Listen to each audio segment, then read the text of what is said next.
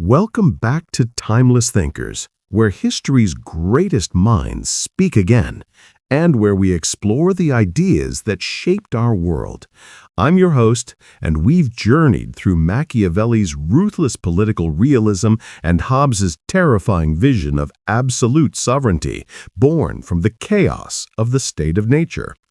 Today, we meet the philosopher who said no to Hobbes, the thinker who argued that absolute power isn't the solution to political chaos. It's a problem as dangerous as the state of nature itself. John Locke didn't just critique Hobbes, he systematically dismantled his arguments and constructed an entirely different foundation for political authority. This is the story of the Second Treatise of Government, published anonymously in 1689, and how John Locke transformed political philosophy by grounding legitimate government not in fear and submission, but in natural rights, consent, and the revolutionary principle that when rulers become tyrants, the people have the right to overthrow them. John Locke was born on August 29, 1632, in the small village of Ringington, Somerset, England. His birth came amid England's descent into the constitutional crisis that would explode into civil war a decade later. Unlike Hobbes, who fled that war as an adult, Locke experienced it as a child, watching political conflict through the eyes of youth rather than the terror of an established scholar. Locke's father was a country lawyer and small landowner who fought on Parliament's side during the Civil War. This parliamentarian heritage shaped young Locke's political sensibilities. He grew up in a household that had resisted absolute monarchy and survived the conflict. The lessons were ambiguous. Resistance could succeed, but it came at tremendous cost. At Westminster School and later Christ Church, Oxford, Locke received a traditional education steeped in Aristotelian scholasticism, the same intellectual tradition Hobbes had rejected as stagnant. Like Hobbes, Locke found the old learning unsatisfying. But where Hobbes turned to geometry and mechanical philosophy, Locke was drawn to the new experimental science pioneered by Robert Boyle and the early Royal Society. Locke became deeply involved in scientific inquiry, assisting Boyle with experiments, studying medicine, and embracing the empirical method that sought knowledge through observation and experience rather than abstract reasoning from first principles. This empiricism would fundamentally shape his political philosophy. Just as his essay concerning human understanding argued that knowledge comes from experience rather than innate ideas, his political theory would ground legitimate authority in actual consent rather than hypothetical contracts. In 1666, a chance encounter changed Locke's life. He met Lord Anthony Ashley Cooper, later the first Earl of Shaftesbury, one of England's most powerful and controversial politicians. Shaftesbury became Locke's patron, employer, and political mentor. As Shaftesbury's personal physician and advisor, Locke gained direct access to the highest levels of English politics. But this relationship proved dangerous. Shaftesbury led the Whig faction opposing King Charles II's efforts to strengthen royal power and ensure Catholic succession through his brother, James. The exclusion crisis of 1679 to 1681 saw Parliament attempt to exclude James from succession, efforts that ultimately failed. Shaftesbury's opposition became increasingly radical, allegedly plotting rebellion. In 1682, Shaftesbury fled to Holland, where he died in 1683. Locke, implicated by association, also fled to Holland in 1683, living in exile under an assumed name while the English government sought his arrest. He would remain there for 5 years, watching from across the Channel as James II succeeded to the throne in 1685 and proceeded to confirm Protestant fears by promoting Catholics to high positions and challenging parliamentary prerogatives. It was during this Dutch exile that Locke composed his masterwork, the two treatises of government. He later claimed he wrote it to justify the Glorious Revolution of 1688-89. But scholarships suggest he began it earlier, perhaps as theoretical preparation for potential resistance against James II. That resistance came in 1688 when Protestant nobles invited William of Orange, James's son-in-law, to invade England. William landed with an army, James fled to France, and Parliament declared the throne vacant, offering it to William and Mary, with new constitutional limitations. This glorious revolution was bloodless in England itself, though catastrophically violent in Ireland and Scotland. Locke returned to England in 1689, accompanying the future Queen Mary. That same year, he published the two treatises anonymously, presenting them as justification for the revolution just completed.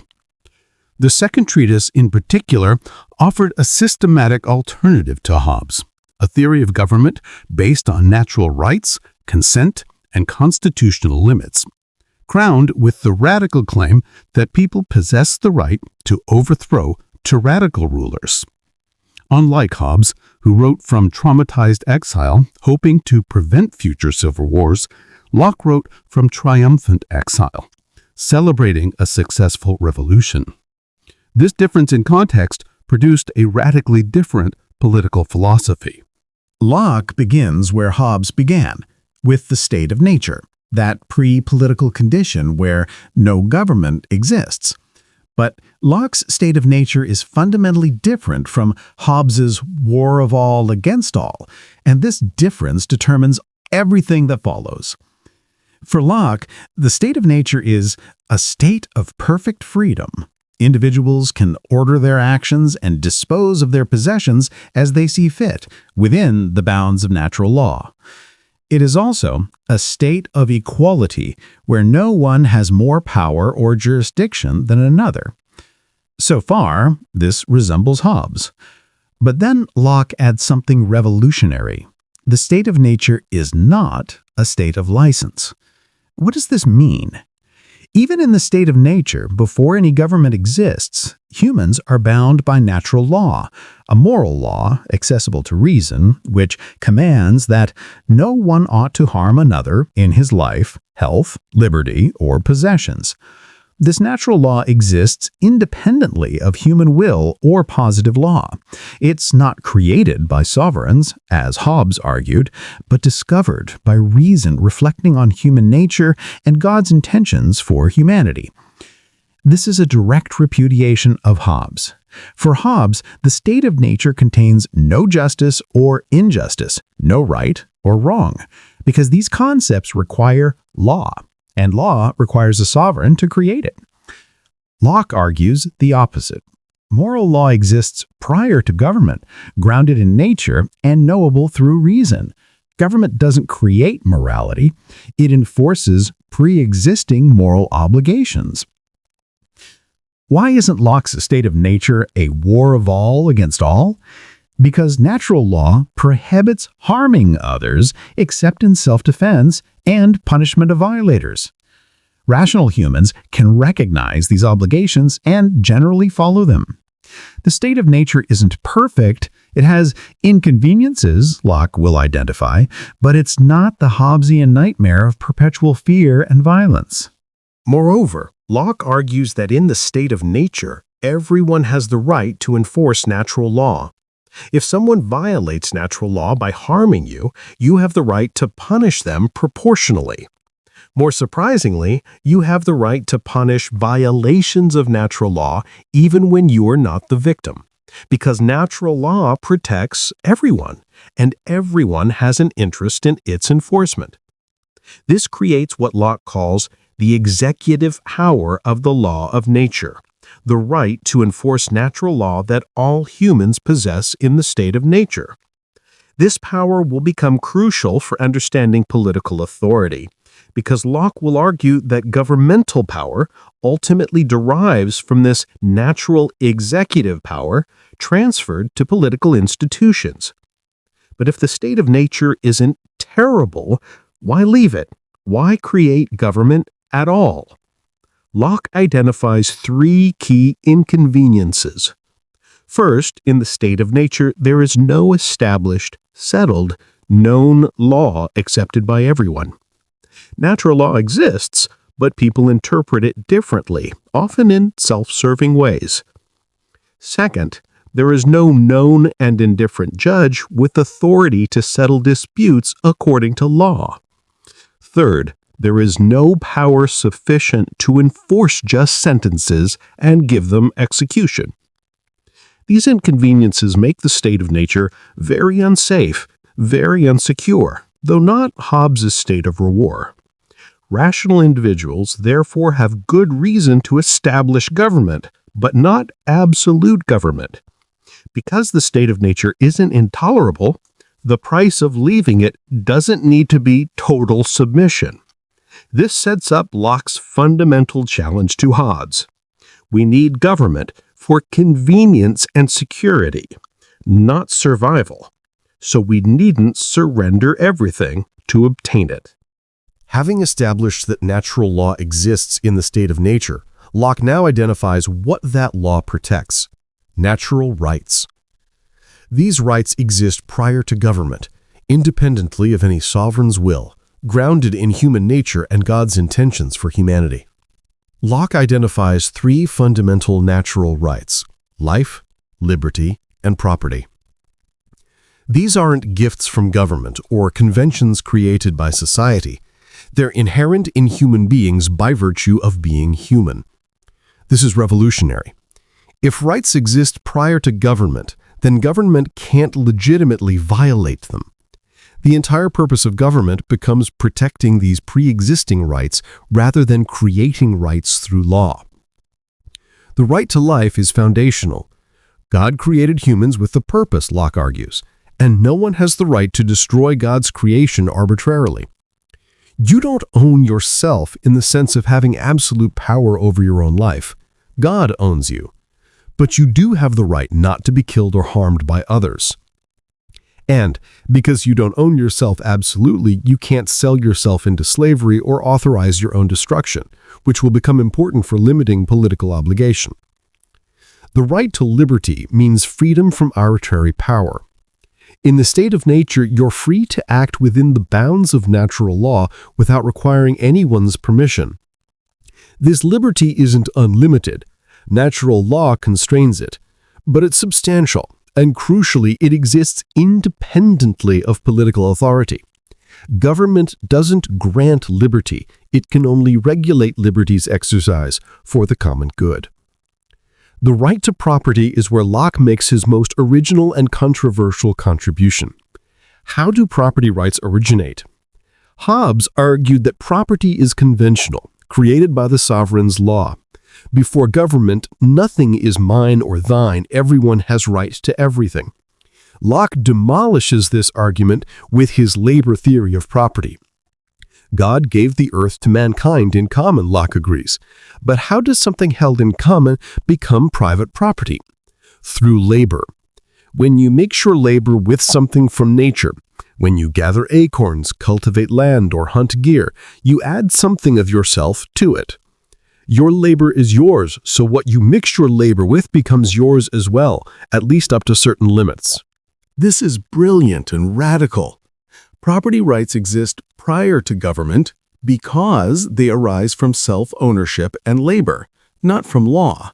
When government is later created, it must respect these pre-existing property rights. The sovereign can't arbitrarily take property, because property doesn't flow from sovereign will, but from natural right. Locke sets limits on property acquisition in the state of nature. First, you can only take what you can use before it spoils. You can't waste. Second, you must leave enough and as good for others. These provisos ensure property acquisition doesn't harm others or violate natural law's requirement not to harm others in their possessions. But Locke then introduces money, and everything changes. Money doesn't spoil, so the spoilage limitation disappears. With money, you can accumulate far beyond immediate needs by selling surplus for durable currency. The enough and as good proviso becomes complicated. Property rights through labor remain valid, even when inequality results. Why does Locke spend so much time on property? Because it becomes the pivot for his entire political theory. If property exists before government and independently of it, then government's legitimacy depends on protecting property, not creating it. And if government violates property rights systematically, it reaches its fundamental purpose and loses legitimacy. This provides theoretical ground for resistance and revolution. The triad of life, liberty, and property, which in the American Declaration of Independence becomes life, liberty, and the pursuit of happiness, represents inviolable boundaries that government must respect. This is Locke's alternative to Hobbesian absolutism.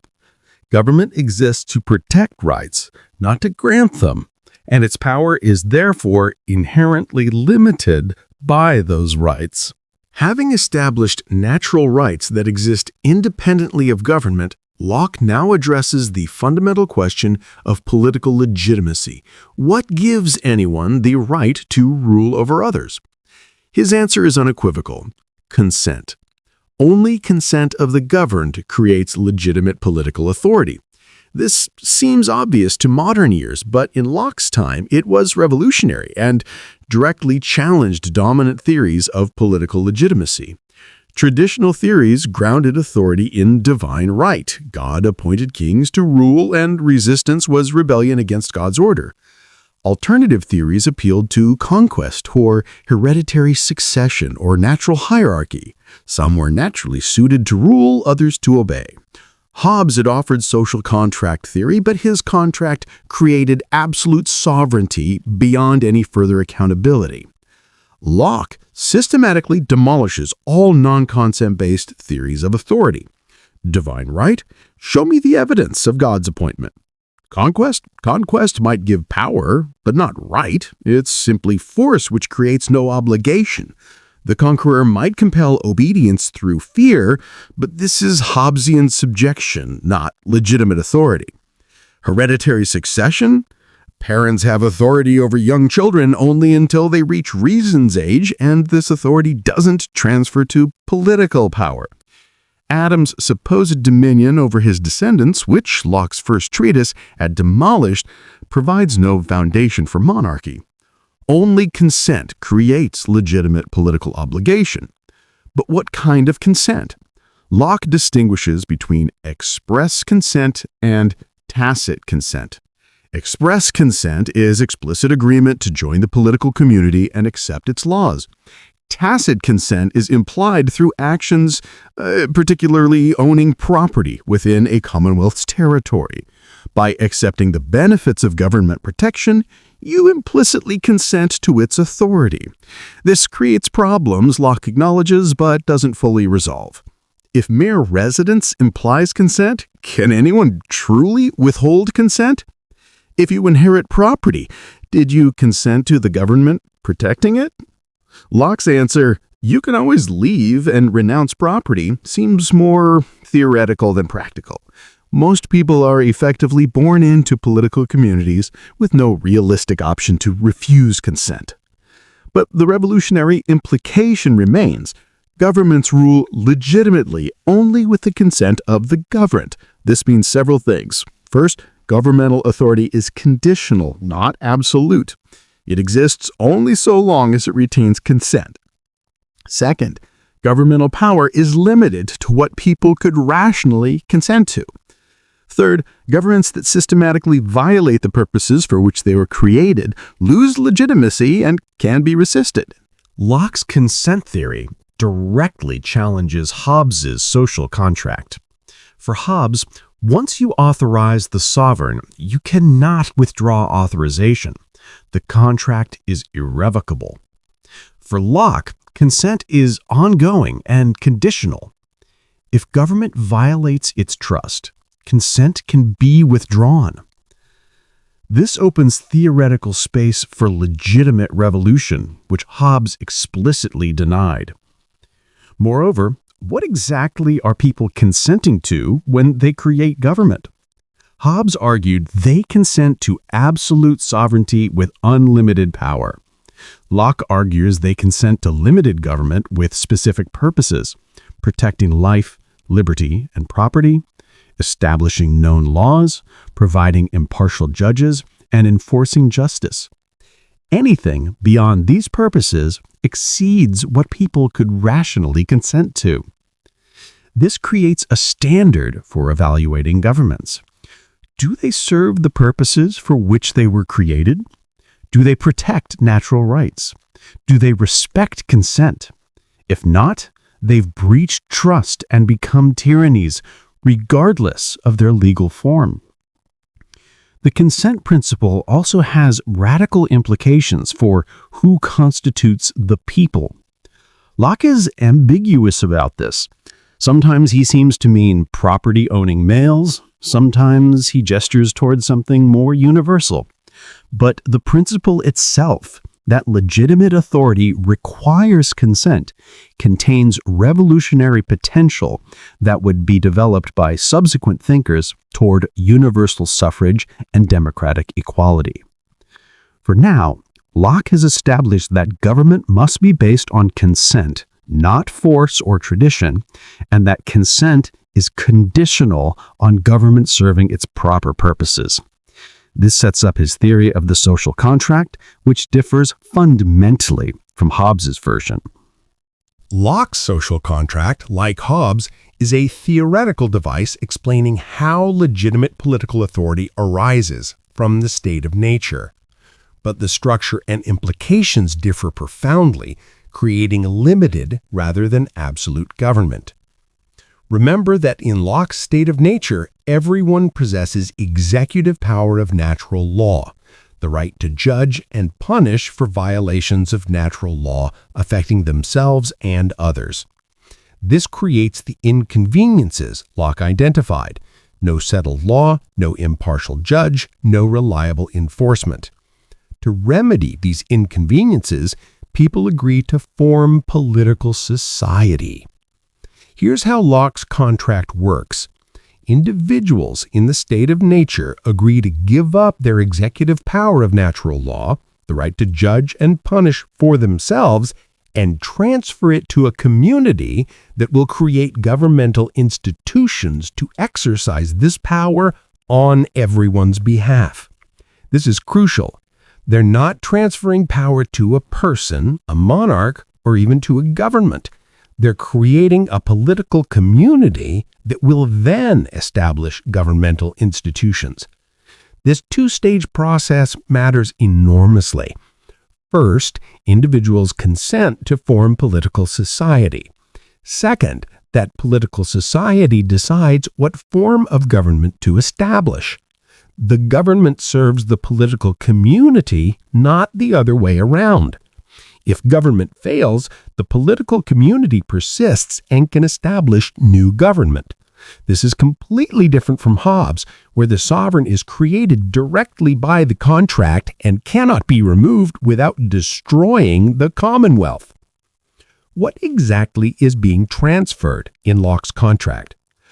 Only the executive power of natural law, the right to judge and enforce natural law. Individuals are not transferring their natural rights to life, liberty, and property. These remain inalienable. They're not authorizing unlimited governmental power. They're authorizing only what's necessary to remedy the state of nature's inconveniences, establishing known laws, providing impartial judgment, and ensuring enforcement.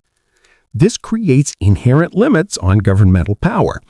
Government can't do whatever it wants because it only possesses the powers transferred to it.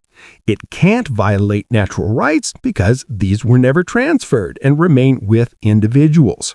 It can't act for purposes other than those that justified its creation because that would exceed its mandate. Locke emphasizes that the political community is formed by unanimous consent. Everyone must agree to leave the state of nature and join civil society. But once political society is formed, it operates by majority rule. Why? Because a body must move in one direction, and it's natural for it to move where the greater force, the majority, directs it. The minority, who disagree with specific policies, remain bound by the social contract. They consented to majority rule when joining civil society. This creates tension. If consent is the basis of obligation, why are minorities obligated to obey majority decisions they oppose? Locke's answer is that they consented to be bound by majority rule when joining civil society. They agreed to the decision procedure, even though they might disagree with particular decisions. This is a significant move, solving one problem, how a community makes decisions, while creating another, minority rights. The social contract for Locke is also revocable. If government systematically violates the purposes for which it was created, the people can dissolve it and establish new government. This is perhaps the most radical implication. The social contract creates conditional authority, not absolute sovereignty. Government is a trust, and when trustees betray their trust, they can be removed. This structure, voluntary formation of political society, delegation of limited powers, ongoing accountability, revocability, creates the framework for constitutional government. Government isn't absolute because it only possesses delegated powers. It isn't permanent because it serves at the pleasure of the political community. It isn't sovereign in Hobbes' sense because sovereignty ultimately resides in the people who created it. Establishing that government arises from consent and possesses only delegated powers, Locke now explains how government should be structured to respect these limitations.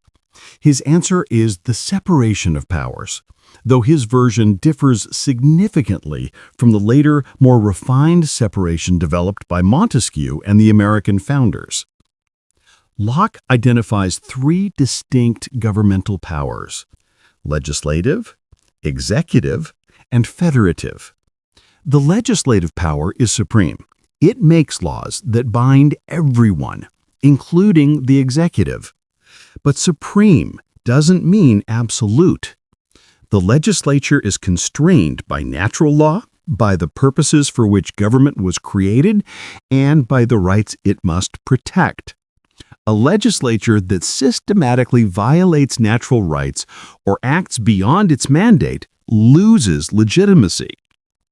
Why is legislative power supreme within government? Because lawmaking is the fundamental governmental function, establishing rules that remedy the state of nature's lack of settled, known law. The legislature represents the people who created government. So legislative supremacy reflects popular sovereignty. But the legislature cannot transfer its power to others, cannot rule by arbitrary decrees rather than established laws, and cannot take property without consent through representatives, all limitations that constrain legislative supremacy. The executive power enforces laws that the legislature makes. Locke insists these powers should be separated. Different hands should make and enforce laws. Why? Because it would be too tempting for those who make laws to exempt themselves from obeying them or to bend enforcement to their advantage. Separation of powers provides a check. The executive must enforce laws it didn't make. The federative power handles foreign affairs, war and peace, treaties and alliances. Locke recognizes this requires different decision-making than domestic policy. Foreign affairs demand secrecy and dispatch that legislative deliberation can't provide. In practice, federative and executive powers typically reside in the same hands, but they're conceptually distinct. Locke does not separate judicial power as a distinct branch. This will be Montesquieu's contribution. For Locke, judging is part of executive power. Executing the law necessarily involves judging how it applies to particular cases. The later development of independent judiciary as a check on both legislative and executive power goes beyond Locke, though it's consistent with his logic of limiting power through institutional design. The most important limitation Locke places on government is that the legislature cannot be absolute. It cannot govern by arbitrary decrees. It must establish settled, known laws. It cannot rule for purposes other than the public good. And most crucially, it cannot take property without consent, meaning taxation requires representative consent. No taxation without representation has deep roots in Lockean political theory. But doesn't this create problems? If the legislator is supreme, who checks the legislature? Locke's answer is the people themselves. If the legislature betrays its trust, the people can remove it. This seems circular. The authority meant to remedy the state of nature's lack of impartial judge is itself judged by the people. But for Locke, this isn't a bug, it's a feature. Ultimate authority must reside somewhere, and better with the people than with an unaccountable government. Locke also recognizes what he calls prerogative, the executive's power to act for the public good, outside or even against the law when circumstances require it. This seems dangerous, granting discretionary power that could be abused. Locke acknowledges the risk, but argues that no law can anticipate every circumstance. And rigid adherence to law might harm the public good. As long as prerogative is exercised for the public good, it's legitimate. But who judges whether prerogative is properly used? Again, Locke says the people. If the executive abuses prerogative, the people can resist. This keeps returning ultimate judgment to the people themselves, which creates the potential for conflict, but also ensures government remains accountable. The separation of powers, legislative supremacy within limits, and popular sovereignty combine to create a structure of limited government. No single institution has absolute power. The legislature is supreme but constrained. The executive is powerful but subordinate to law. And overall stands the people, who created government and can unmake it if it betrays its purpose. This structure directly challenges Hobbes' unified absolute sovereignty. For Hobbes, dividing sovereignty creates instability and risks civil war. For Locke, concentrating power creates tyranny. The separation of powers trades some efficiency and decisiveness for greater security against oppression. Property plays such a crucial role in Locke's political theory that it deserves specific attention, particularly regarding how property rights limit governmental power and establish the foundation for representative government. Remember that for Locke, property rights originate in the state of nature through labor, existing independently of government. Government's purpose is to protect these pre-existing property rights, not to create them. This makes property a check on governmental power rather than a grant from government. Locke's most radical claim about property is that government can't take it without consent. This seems obvious now, but in Locke's time, monarchs often claimed authority to tax subjects without their consent, viewing taxation as an aspect of sovereign prerogative. Hobbes had argued that because the sovereign defined property rights, the sovereign can tax as needed. Nothing the sovereign takes is really yours because yours means only what the sovereign allows you to keep. Locke rejects this completely. Property exists before government, so government can't arbitrarily take it. But government needs revenue to function. How is this reconciled? Through consent. The legislature, representing the people, can establish taxes with popular consent through representatives. This establishes the principle that taxation requires representation. Why is property especially important for Locke? Several reasons. First, it's the tangible manifestation of liberty, your ability to dispose of what's yours as you see fit, reaping the fruits of your labor. Second, it provides economic independence necessary for political independence. Those dependent on others for survival can't effectively resist tyranny. Third, protecting property demonstrates whether government serves its proper purpose.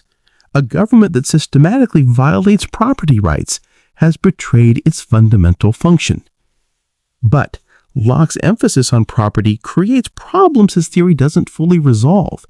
If property rights are so central, what about those without property? Do they have full political standing?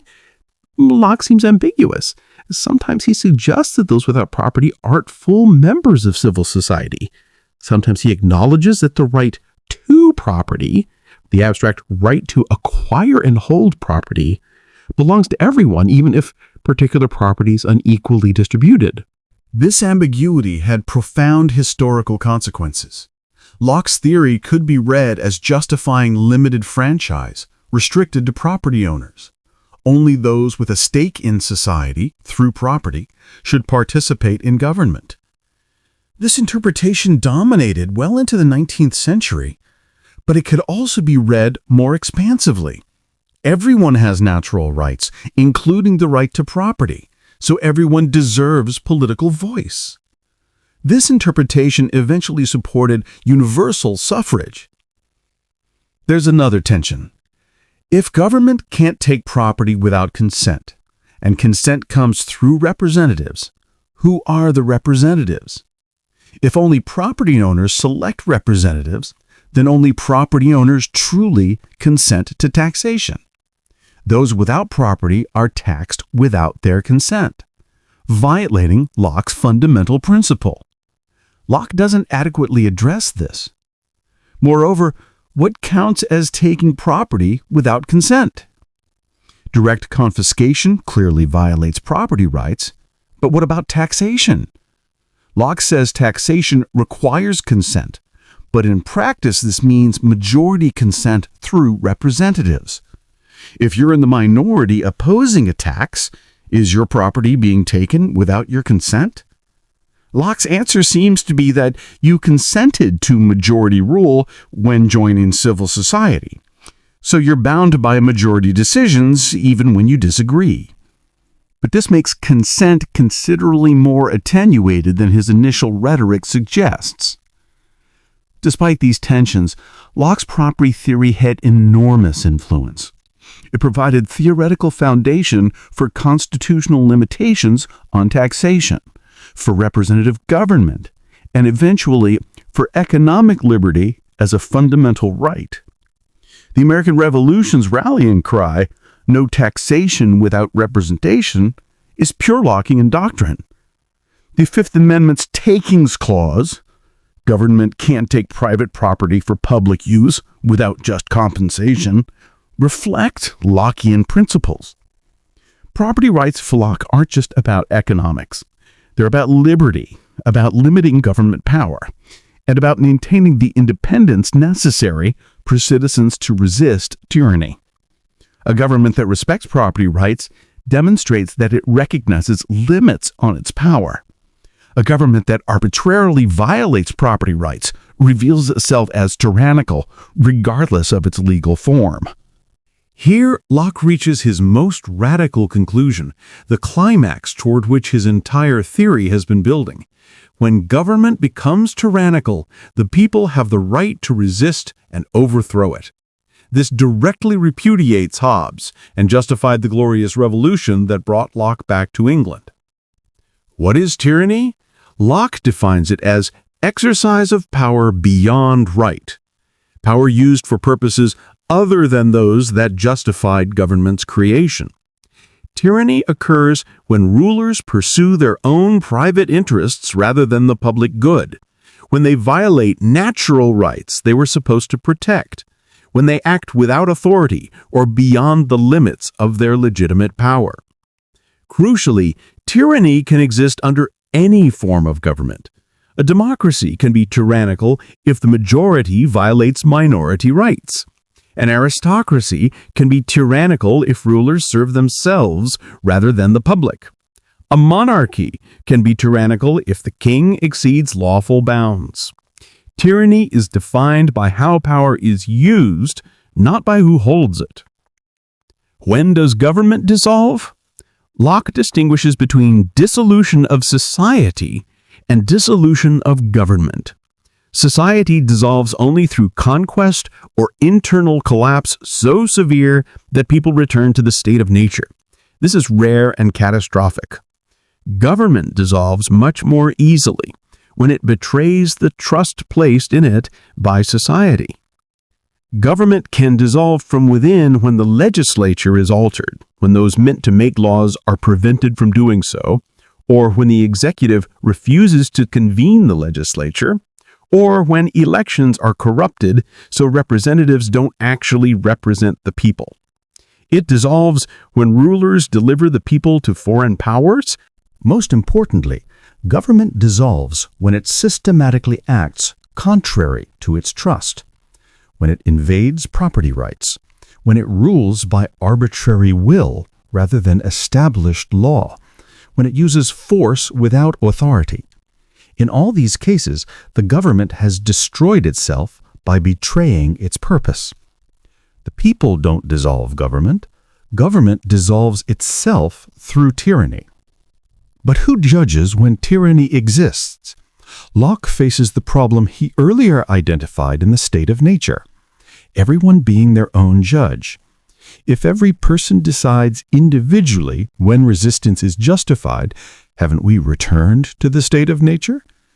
Doesn't this invite chaos? Locke's answer is multi-layered. First, people aren't likely to resist for light and transient causes, as the American Declaration of Independence would later echo. Humans are naturally averse to rebellion, preferring to bear familiar ills rather than risk chaos. Only systematic abuse, not isolated mistakes, will provoke resistance. Second, when tyranny is clear and sustained, most people will recognize it. Judgment isn't individual, but collective. The people as a body recognize oppression and act together. This isn't each person deciding for themselves. It's the community reaching common judgment. Third, the alternative, accepting tyranny because resisting might cause disorder, is worse. Hobbes argued that even bad government beats the state of nature, so resistance is never justified. Locke responds that tyranny is itself a form of the state of nature.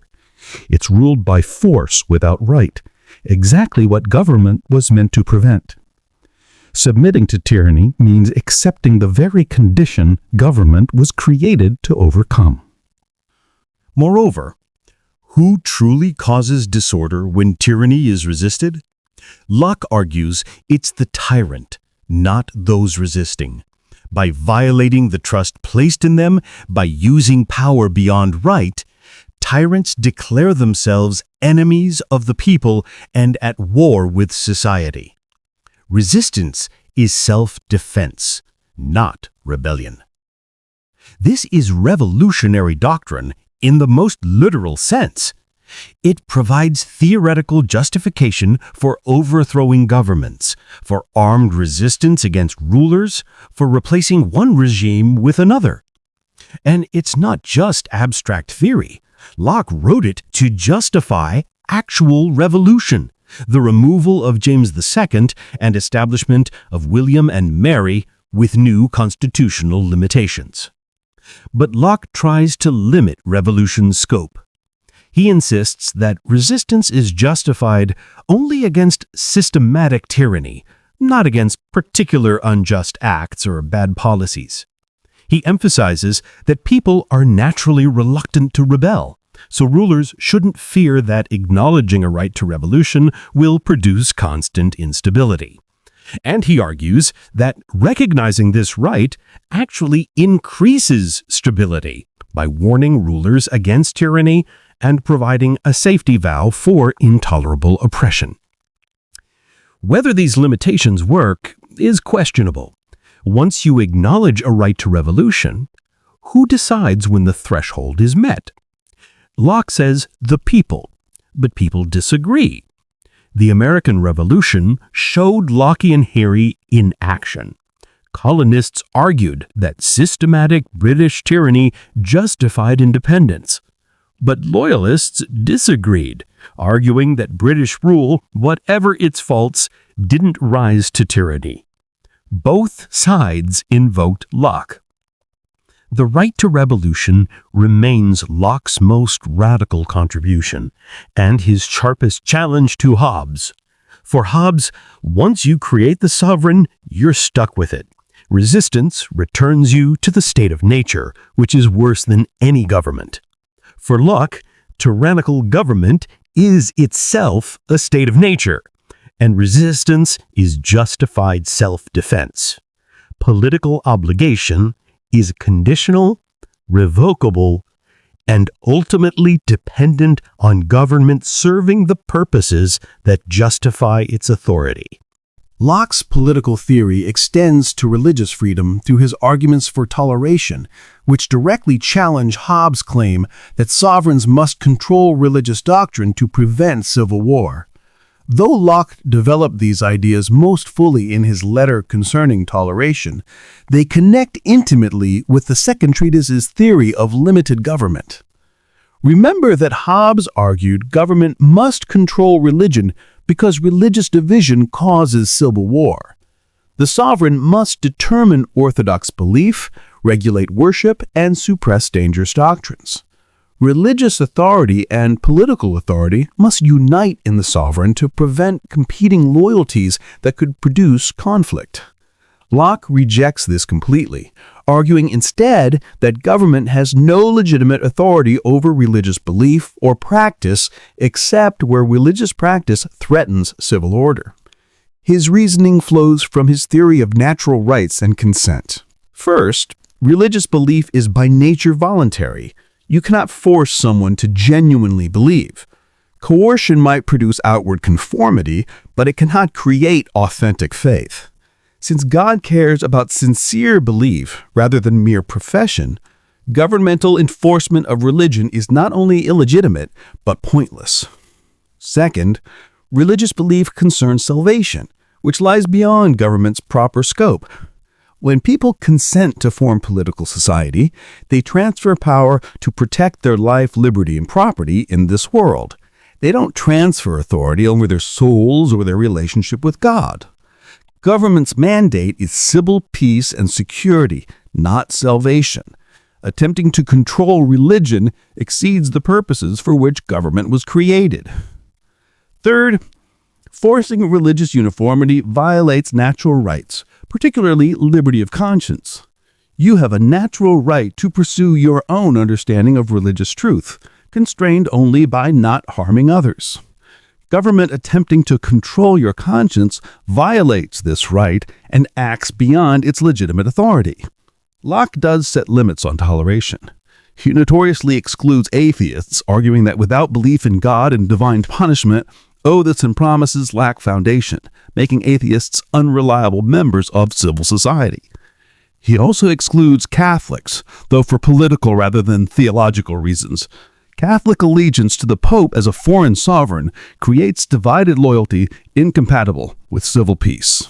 These exclusions reveal tensions in Locke's liberalism. If toleration follows from natural rights and limited government, why exclude anyone? Locke's answer seems pragmatic rather than principled. Atheists and Catholics threaten civil order in ways other dissenters don't. But this opens the door to limiting toleration whenever government judges that a religious group threatens stability, which could swallow the principle entirely. Despite these limitations, Locke's argument for toleration was revolutionary. It established that government legitimately regulates actions affecting civil order, but not beliefs and practices concerning salvation. It separated church and state, by restricting each to its proper sphere. Government handles temporal affairs. Religious institutions handle spiritual matters. It made religious diversity compatible with political unity by denying that uniformity of belief is necessary for civil peace. This directly contradicts Hobbes. For Hobbes, religious division is dangerous precisely because religion generates passionate commitments that override political obligation. Only sovereign control of religion can prevent religious civil war. For Locke, government control of religion is both illegitimate and counterproductive. It's illegitimate because it exceeds government's proper authority. It's counterproductive because persecution creates more instability than toleration. Locke's toleration argument also reveals a deeper philosophical difference with Hobbes about the relationship between politics and truth. For Hobbes, political order requires the sovereign to determine authoritative answers to disputed questions, including religious questions. Truth is whatever the sovereign declares, or at least people must act as if it's true. For Locke, truth exists independently of sovereign declarations, and individuals have both the right and the duty to pursue truth according to their own understanding. Government must accommodate this diversity rather than suppress it.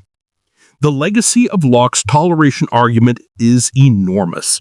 It influenced the American constitutional tradition of religious freedom, the First Amendment's establishment and free exercise clauses, and the broader liberal principle that government should remain neutral among competing conceptions of the good life.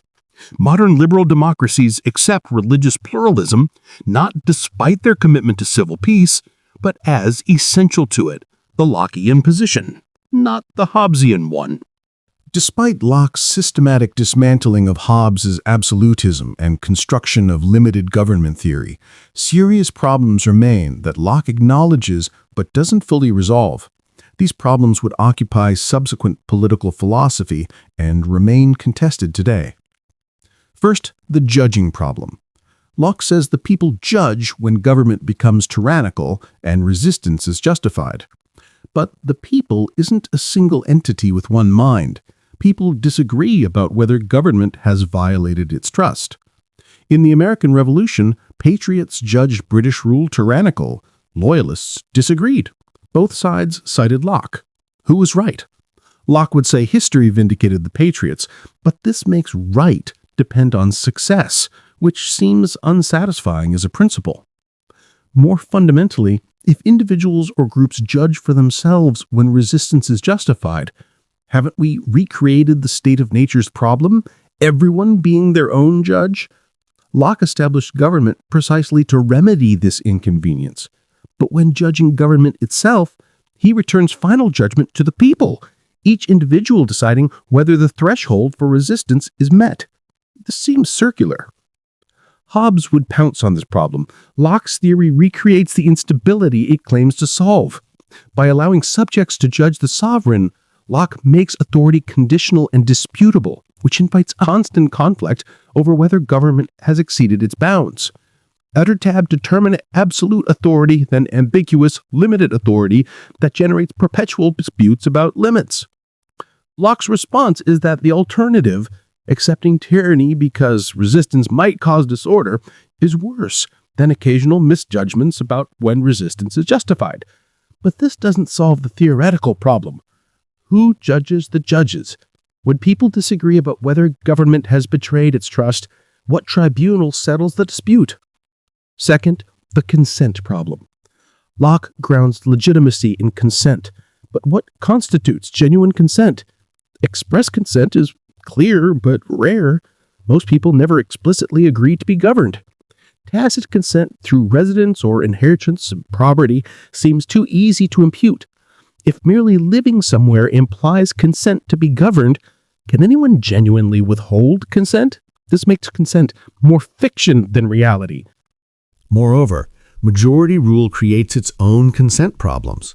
When the majority makes decisions the minority opposes, is the minority consenting? Locke says they consented to majority rule when joining civil society, so they're bound by majority decisions. But this makes consent to the procedure substitute for consent to particular outcomes, which attenuates the consent principle considerably. Third, the property problem. Locke's emphasis on property as a natural right with special protection creates tensions. If property is so central to political standing, what about those without property? Are they second-class citizens? Locke seems ambiguous, sometimes suggesting property ownership is necessary for full political participation, sometimes suggesting the right to acquire property belongs to everyone equally. Moreover, Locke's labor theory of property, while ingenious, creates problems. How much labor must you mix with nature to establish property? If you fence land but don't cultivate it, is it yours? When you employ others to work your land, whose labor establishes property, yours or theirs? Locke doesn't adequately address these questions, which would become central to later debates about capitalism and socialism. Fourth, the legislative supremacy problem. Locke says the legislature is supreme within government, but still limited by natural law and the purposes of political society. But who judges whether the legislature has exceeded these limits? Locke says the people, but this brings back the judging problem. In practice, legislative supremacy risks becoming legislative absolutism if no institutional mechanism checks legislative power. The later development of judicial review and constitutional courts addresses this problem, but Locke doesn't provide these mechanisms. Fifth, the toleration problem. Locke argues for religious toleration, but excludes atheists and Catholics. This reveals a tension between principled toleration, flowing from natural rights and limited government, and pragmatic toleration, limited by judgments about social stability. If government can exclude those it deems threats to civil peace, toleration becomes contingent rather than principled, and the scope of toleration depends on government's prudential judgments about danger. These problems aren't fatal to Locke's theory, but they show that limited government creates its own dilemmas, even as it solves absolutism's problems. Political philosophy after Locke would spend centuries trying to address these issues, developing clearer theories of consent, working out property's role in political life, creating institutional mechanisms for checking government power, and refining the principles and limits of toleration. Few philosophers have had more immediate and direct practical impact than John Locke. Within a century of the Second Treatise's publication, its ideas had justified 2 revolutions and helped establish a new form of government that would transform the world. The American Revolution was thoroughly Lockean. When Thomas Jefferson wrote in the Declaration of Independence that all men are created equal with unalienable rights, including life, liberty, and the pursuit of happiness, he was channeling Locke almost verbatim, substituting pursuit of happiness for Locke's property. When the Declaration argued that governments are instituted among men, deriving their just powers from the consent of the governed, that's pure Locke. When it claimed that when government becomes destructive of these ends, it is the right of the people to alter or to abolish it, that's Locke's right to revolution applied to King George III. The American constitutional system embodies Lockean principles: government by consent through representatives, separation of powers, constitutional limits on legislative authority, protection of natural rights, including property, religious freedom, and the idea that sovereignty ultimately resides in the people who created the government and can change it. The French Revolution's Declaration of the Rights of Man and Citizen, 1789, similarly reflects Lockean influence. Men are born and remain free and equal in rights. The purpose of all political association is the preservation of the natural and imprescriptible rights of man. The principle of all sovereignty resides essentially in the nation. But Locke's influence extends far beyond these revolutionary moments.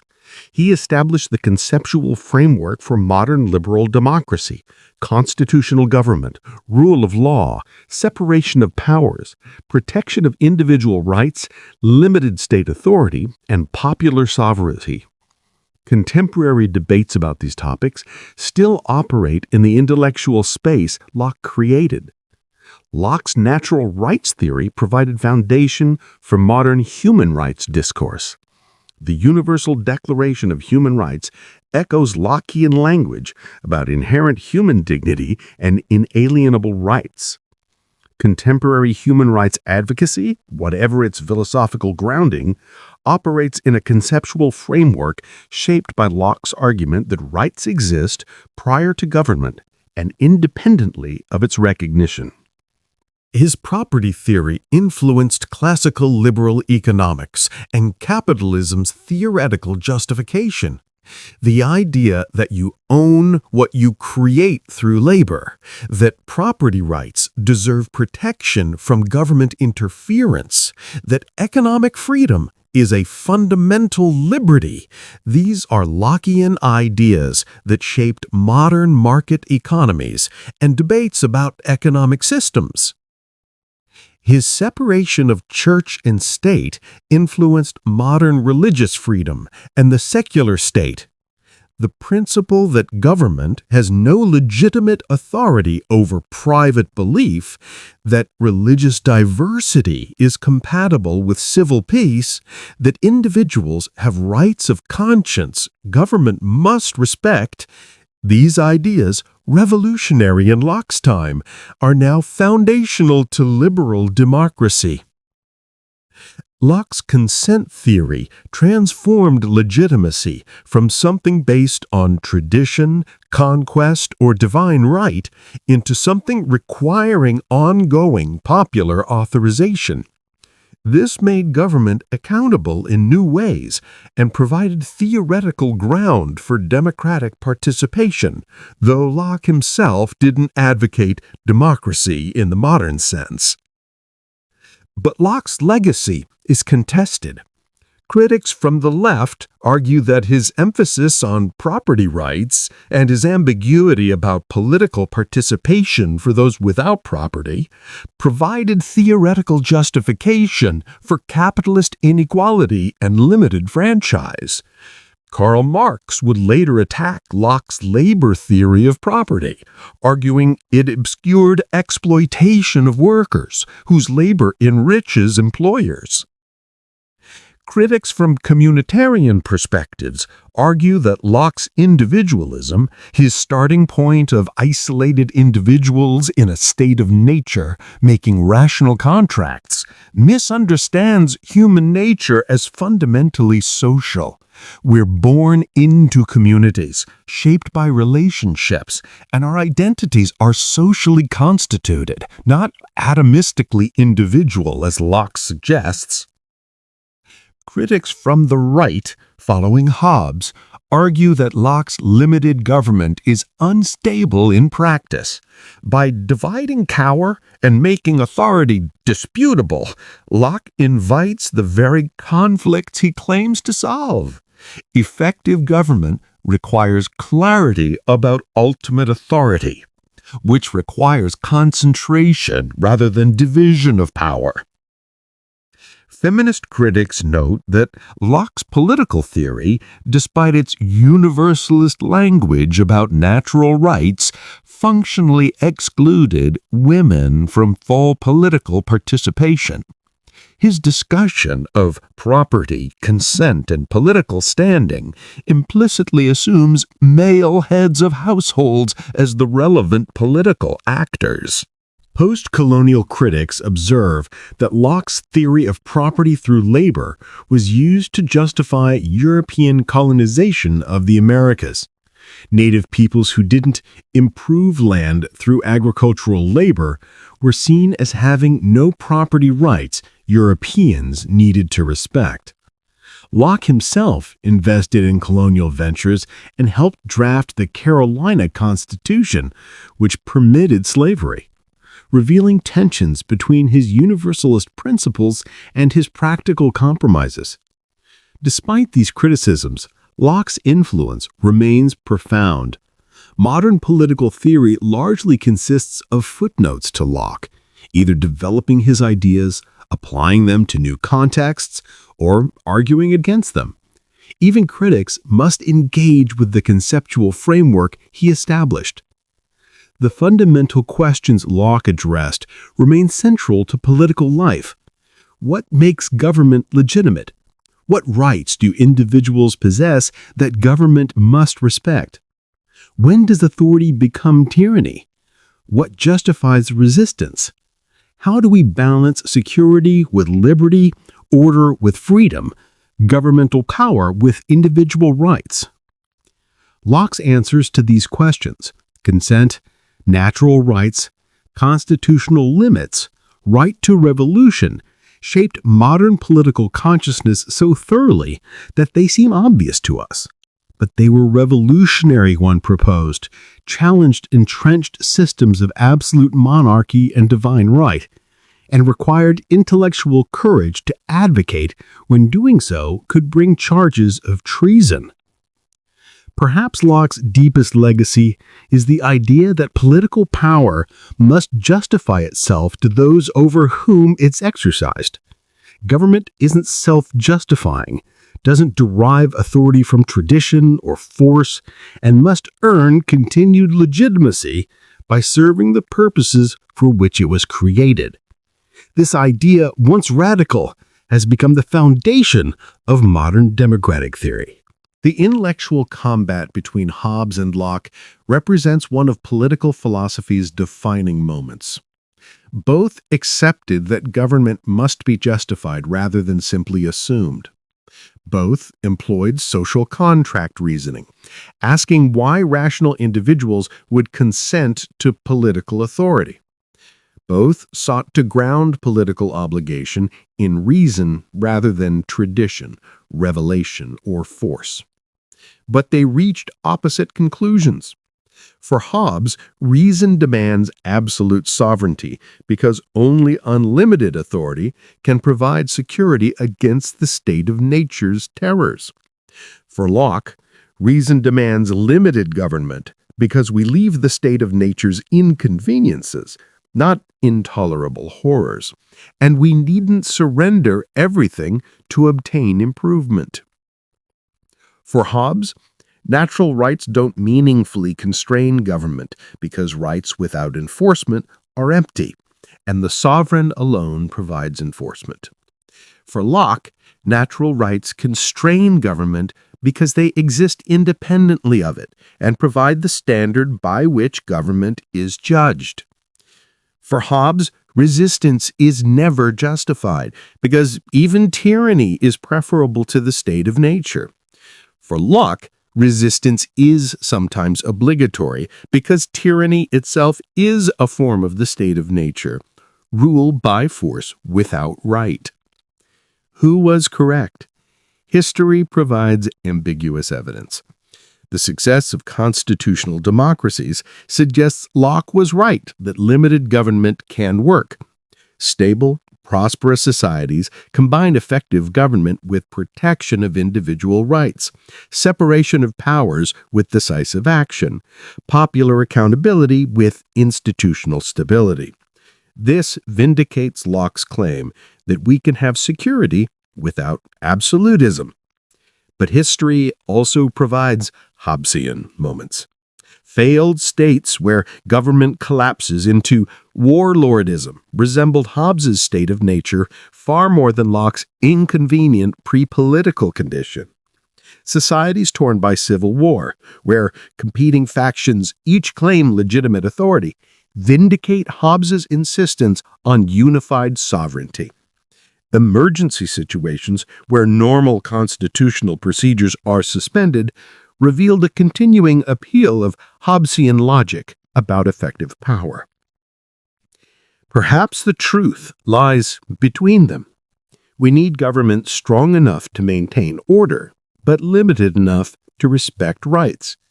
We need authority clear enough to prevent paralyzing disputes, but accountable enough to prevent tyranny. We need the state's sword to make covenants effective, but constitutional sheaths to prevent that sword from becoming a tool of oppression. The tension between Hobbes' security and Locke's liberty, between effective government and limited government, between order and freedom, remains central to contemporary politics. Debates about national security versus civil liberties, emergency powers versus constitutional constraints, effective governments versus popular control are essentially debates between Hobbesian and Lockean values. Locke's great achievement was showing that these values needn't be mutually exclusive. We can construct political systems that provide security while protecting freedom, maintain order while respecting rights, exercise power while remaining accountable. Whether we've fully succeeded remains an open question, but the attempt itself, creating constitutional government that is both effective and limited, is fundamentally Lockean.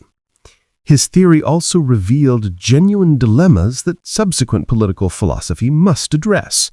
How do we judge when government has exceeded its authority if government itself is the judge? How do we base legitimacy on consent when genuine consent is difficult to establish? How do we protect minority rights within majoritarian institutions? How do we balance property rights with broader social goods? These questions don't have easy answers, but Locke helped us see them clearly.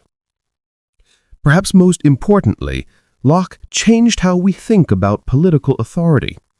Before Locke, political philosophy largely asked, what makes a ruler rightful? After Locke, it asked, why should anyone be ruled at all?